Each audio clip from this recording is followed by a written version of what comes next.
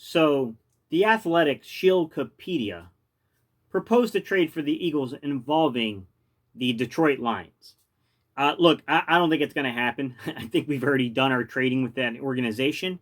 But I want to talk about the trade he proposed and what it might say about the corners because I do think there's something going on underneath the surface here. And look, Capita's report, I don't put too much weight into it, but at the same time, we do have to take in consideration that Capita was once a beat writer for the Eagles. So, all right, y'all, let's jump into today's topic.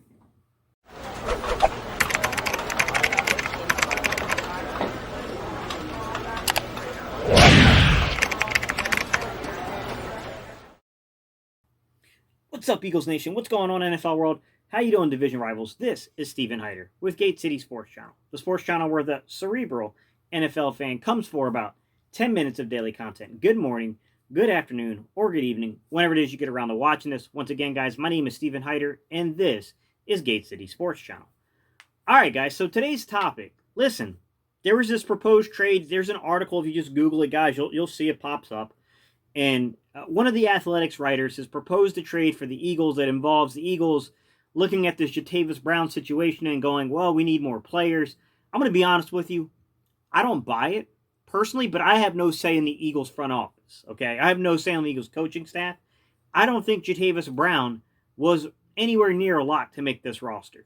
I thought Jatavis Brown had been on a downward trajectory for the past couple of years. And to be honest with you, with Duke Riley already knowing the system, already having experience in the system, and already being a guy who is 10 times a better special teams player than Jatavis Brown was, I just felt like Duke Riley was clearly going to win that competition. It wasn't even close in my opinion. But some people are kind of in a panic mode. And to be honest, a lot of these guys are people that are floating around the organization, not necessarily involved within the organization. But they're in a bit of a panic mode, and that the Eagles lost Jatavis Brown. We have a really young linebacking core. Listen, they bring up valid points, and I'm not going to push back. I mean, the Eagles are clearly devaluing the position, okay? We are clearly young at the position. I mean, these arguments, you can't make a legit argument back against that.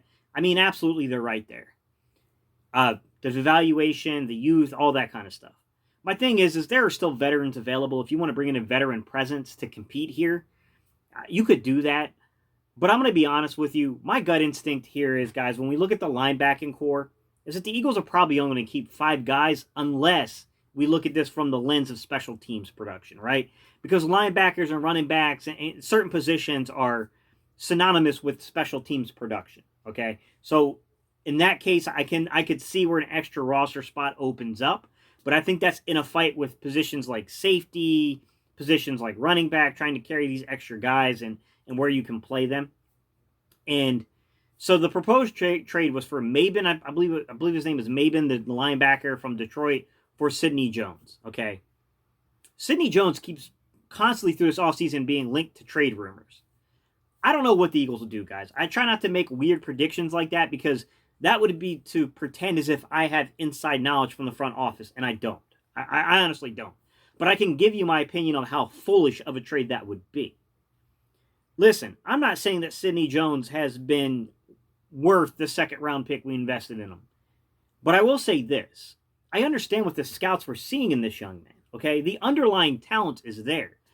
Does Sidney Jones need to toughen up a little bit with nagging injuries sometimes and learn how to play through some of those injuries and kind of keep himself going? Yes, absolutely. Sidney Jones is still a very young player, though. I think people forget how young he really is. Even though he's been in the league for 3 years, this is an incredibly young football player. Just like Derek Barnett is an incredibly young football player, okay? These guys that we came out in 2017, we did kind of draft a couple of really young dudes that year. And I think sometimes we lose sight of that. And I'm going to be honest, Sidney Jones going to Detroit, it doesn't make sense to me because Detroit has corners, okay? They got I can't remember their slot's name, but they got a guy that's dependable in the slot, okay? They got Desmond Trufant and they got Jeff Okudah. I mean, Sidney Jones, a third outside corner, sure.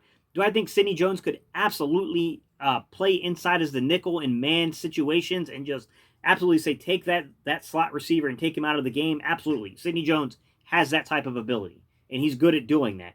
And if you remember the couple times Sidney Jones got in on the Eagles late in the season and started making plays, The first one occurred in the slot in a man coverage situation.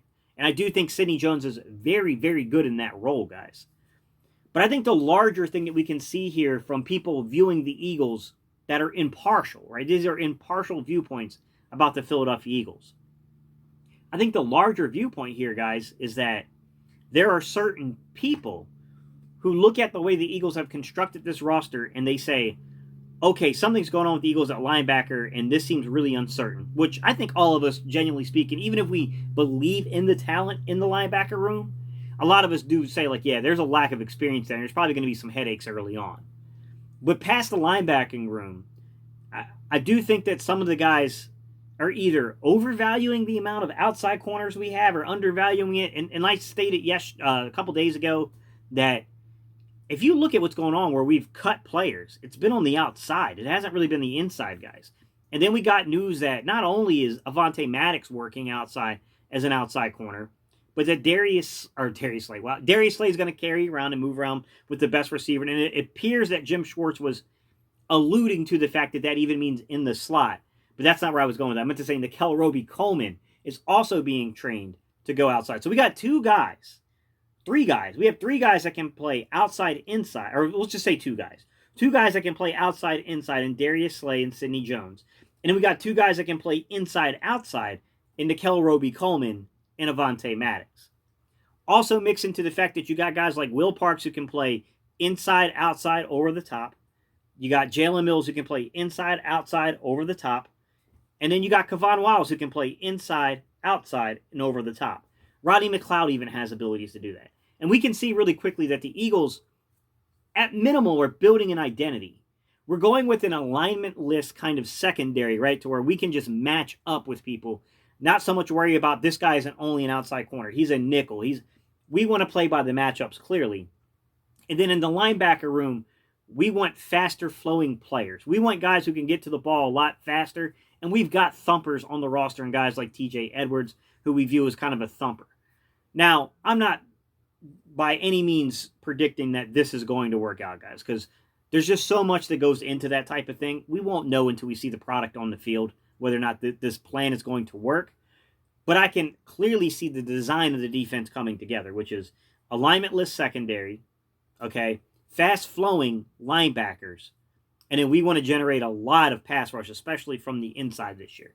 We're looking to get way more contributions out of our defensive tackles and then basically collapsing that one-gap assignment on the interior pass rush. I think you're going to see the Eagles really trying to create matchup for certain players, right? We're going to try to get Fletcher Cox one-on-one blocking. We're going to try to penalize teams and punish teams when they try to double Fletcher Cox with guys like Javon Hargraves and Malik Jackson. Listen, I don't know how Javon Hargraves is going to work out in a one-gap system. He does seem to have some pass rush ability, and he looks like he could be pretty exciting in a one-gap, but there's a lot of uncertainty there still. We do know this about Malik Jackson, right? Malik Jackson can win in a one-gap system. He's a good pass rusher. Suspect against the run, I'll admit. Very good pass rusher. Hassan Ridgeway. So Hassan Ridgeway is a pretty good pass rusher. I mean, Hassan Ridgeway, to me, looks like a one-gapper as well. And then we got guys like, we got Javon Hargraves. We got some younger guys in the rotation that are more of a two-gap. Williams, the young kid. Williams coming out of Michigan State. He's more of a two-gapper. We got Anthony Rush, who's more of a two-gapper. Javon Hargraves has predominantly played in two gaps. So the Eagles got a lot of versatility on the line. So, I mean, I can kind of see where this is all coming together.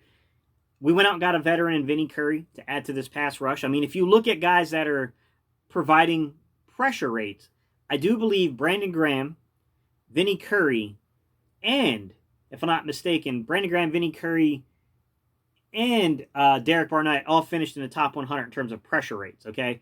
Josh Sweat was just outside of the top 100. And then you still got, I think Javon Hargraves was 105, so he was just outside the top 100. And you got Fletcher Cox there. I mean, we can see that the Eagles are intending to bring a lot of pressure. The question being, guys, is do we have enough pieces on the back half to hold up? Are the right fits in place for linebacker, okay? Do we have the versatility that we do desire in the secondary, okay? I would not discount guys like Jalen Mills and Will Parks playing and Kevon Wiles playing outside at times, guys. I wouldn't discount that. I'm not going to say that's going to be like a prominent thing and they're going to take 20% of snaps, and I don't think anything like that. But I think situationally, you could see those guys bounce outside and play a receiver. I definitely see the formation and the coming together of a very unique defense. The identity, I think, is still somewhat piecing together, but we have pieces of the puzzle, right?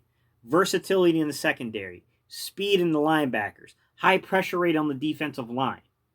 Now it's a matter of how do we get these coaches to come together to build this scheme, and what do they do next? And that's what I'll tip off to you guys. That's what we haven't covered yet. Given the coaches we have, you know them, Mark Manuel, Ken Flagel, right? You guys know the coaches. How do you think this is going to come together with Jim Schwartz? Where do you think some of these changes will occur schematically for the identity of the Eagles defense this year? All right, y'all. I'll leave it off with that. Give me your comments down below. And you know how we end these videos, guys. We do a little EAGLES. All right, y'all. Let's go, Eagles.